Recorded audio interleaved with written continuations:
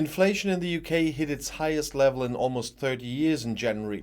Consumer prices in the UK rose 5.5% year on year, the British Statistics Office said on Wednesday. Energy and food in particular became more expensive. The inflation rate of 5.5% is the highest since March 1992, according to the Statistics Office. The British Central Bank expects consumer prices to continue rising this year. They estimate the rate in April at 7.25%. Chancellor of the Exchequer Rishi Sunak said the government understands the pressure people are feeling given the cost of living.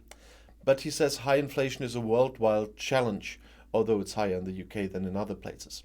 Sunak recently announced an aid package worth the equivalent of 10.7 billion euros for low and middle income households.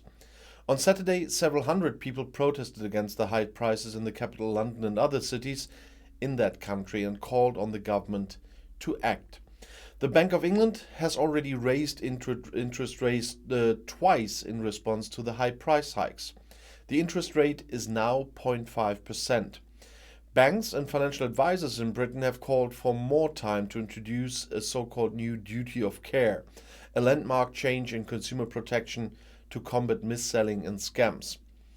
Last year, the Financial Conduct Authority proposed a tougher and more comprehensive standard of care on firms, requiring them to put consumers' interest at the center of their business to deliver what they call good outcomes. The watchdog said it would finalize the new rules by the end of July 2022 and give industry 9 months to prepare for their introduction. It needs to be at least 2 years to allow firms enough time to comply, UK Finance, an industry body for banks, said in a statement on Wednesday.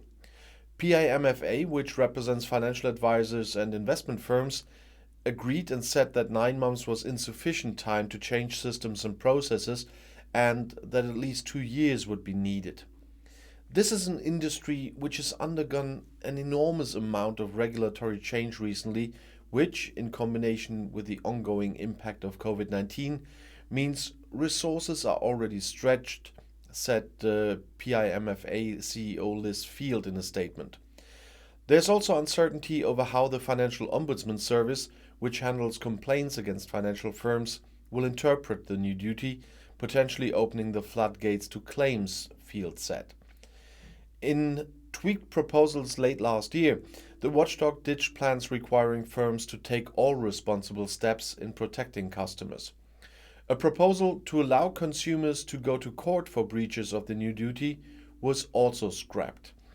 Significant issues nonetheless remain, with attendant risk of stifling innovation, differentiation and competition, leading to product restrictions and financial exclusion, UK Finance said. Well, the FCA's cost-benefit analysis on the proposed new duty finds costs to firms in the billions of pounds, but does not quantify the benefits, UK Finance added. And I'll see you in my next video. Bis gleich.